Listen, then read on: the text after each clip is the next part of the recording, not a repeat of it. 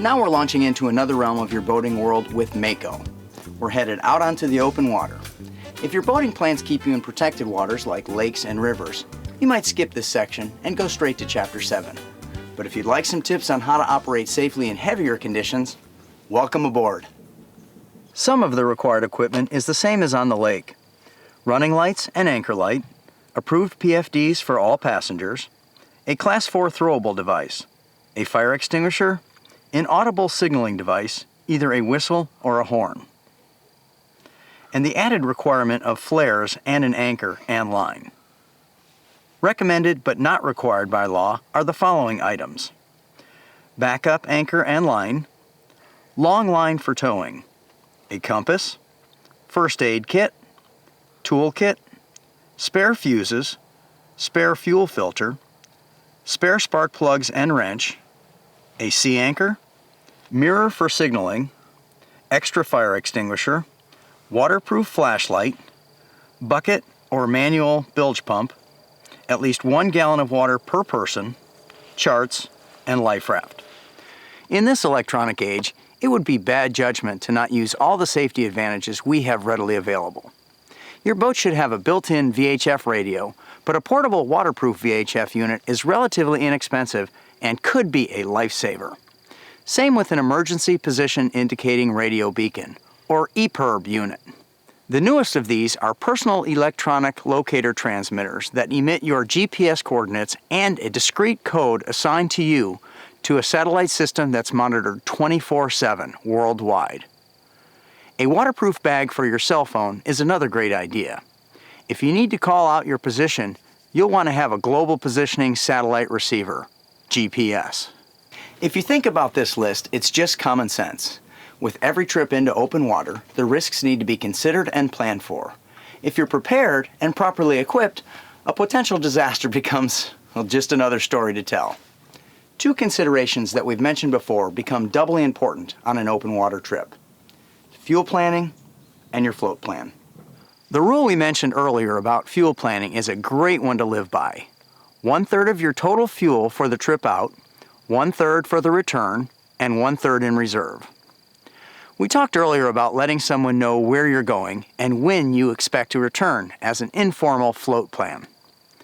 For an extended open water voyage, we recommend you use the U.S. Coast Guard Auxiliary's Float Plan form, which can be downloaded at www.floatplancentral.org. Fill it out and leave it with a friend or family member. It's a big ocean out there. Give yourself a better chance, just in case. Channel markers will keep you in safe water, but only if you read them correctly. Opposite sides of the channel are marked with red or green, but often they're not together. There might just be one marker, so you'll need to know which side is deep and which side is shallow, and that will depend on the waterway. Coming into port or headed up a river, it's pretty simple. Red, right, returning, meaning keep the red markers on your right or starboard. Obviously, you reverse that action when leaving port. But on the waterway, like the intercoastal waterway, you have to determine which color is on which side. A chart is the best reference, and your GPS will give you the same information. However, another simple-to-remember rule is green to the sea. In those places where the waterway parallels the Gulf or the ocean, green is toward the water and red is toward the land. Where it gets really tricky is converging waterways, where the simple rules are in conflict. Best to consult a chart. A little advice from local captains is a great idea too, because channels and sandbars are often changing quicker than the charts can reflect. If you're close to home in protected waters and the weather turns ugly, you just head for home. But if you're 20 miles out in open water and this happens, it's a whole different story. So learn to understand the weather and check it before every trip. Mostly sunny in the morning, then becoming partly cloudy. Your VHF radio has at least one weather channel for your vicinity, with constant updates on winds, wave heights, and storm predictions. Speaking of storms, some are more predictable than others. We know a hurricane's coming for days in advance, but local thunderstorms can pop up in a matter of minutes, spawning 60-mile-per-hour winds, hail, and lightning. Pay attention to what's going on around you, and don't take chances. Storms are great to watch from the front porch, but not much fun on a small boat. And what about wave heights? How high is too big? And how do you know?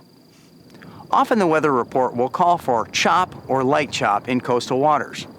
These are generally small, less than 1 foot waves that can make your ride bumpy, but not unsafe. Waves are measured from trough to tip. When you hear a prediction for waves of 2 to 4 feet, you should start thinking about golfing instead of fishing.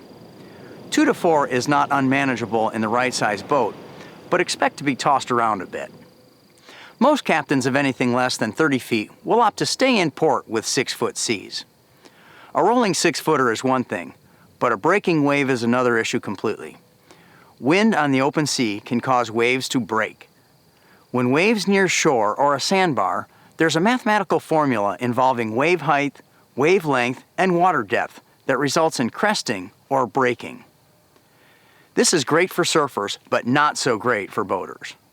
If you want to know more, Google.com is a great source of information, but for practical purposes, know that relatively harmless rolling waves on open water can get very dangerous near shore. Many incidents happen in passes and inlets where a combination of wind, current, and shallow water can create rogue waves that can put even the most experienced captains in large boats in jeopardy. A couple of things you need to know about anchoring. Now these are the basics, and if you'd like to know more, Google anchoring techniques and choose from several excellent sources. First, the anchor needs to be of correct type for your use and sized properly to your boat. Your tracker dealer can help with this. Secondly, there needs to be a length of chain between the anchor and anchor line. This helps set and hold the anchor. Now there's no hard rule for the length of chain, but at least half the length of your boat is a good guideline. The longer the better.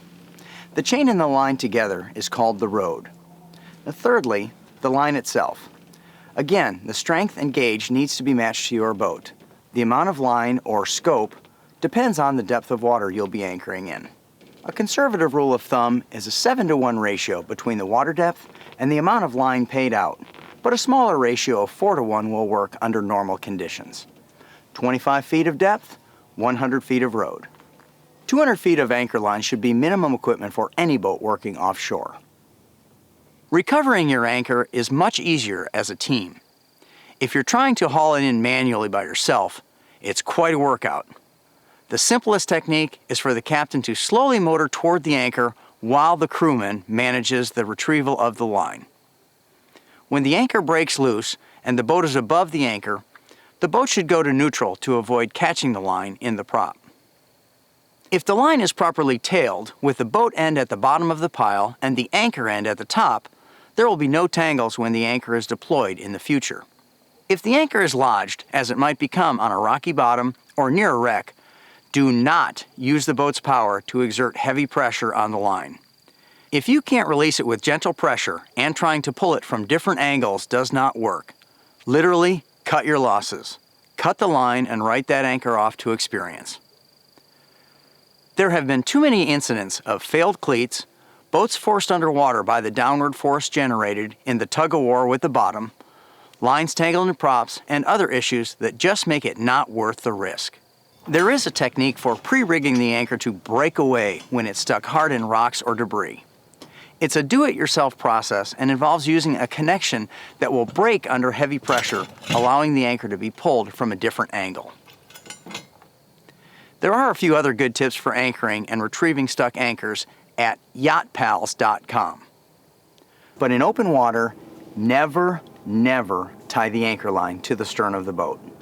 Because when the line tightens, either by natural wave action or in a misguided effort to retrieve an anchor, the stern can be dragged underwater. How far can you swim? We mentioned a sea anchor in our recommended equipment list. A sea anchor is simply a method of creating drag to slow or direct your drift. It becomes a critical piece of equipment if you lost power in high seas. Dragging a sea anchor from the bow will keep the boat properly pointed into the waves. While we're on the subject of current and drift, let's talk about how to anticipate the current and the tides. At least once a day, the tides change in oceans and bays. Not only does this make navigation more critical, it also creates different currents to deal with at different times of the day. If you're not aware of the current in certain operations like docking or close maneuvering, you could find yourself in trouble quickly. Check pilings and channel markers for direction and speed of current. Look at high and low water indicators like barnacles, oysters, or water lines to determine where the tide is. That shortcut you took this morning at high tide might not be such a great idea at low tide. An outgoing tide pushing against an onshore wind in a narrow body of water can be a very bad combination, particularly if the waves are high and the water is shallow. Remember that picture we showed you earlier? These tips are just that, tips. If you're going to spend time on the open water, you owe it to yourself, your family, and your passengers to learn how to handle the boat and the conditions. The U.S. Coast Guard Auxiliary is a good place to start, but there are literally hundreds of great books, articles, pamphlets, and courses that can offer you years and years of experience in a few short hours. Now let's get back to learning about your new boat.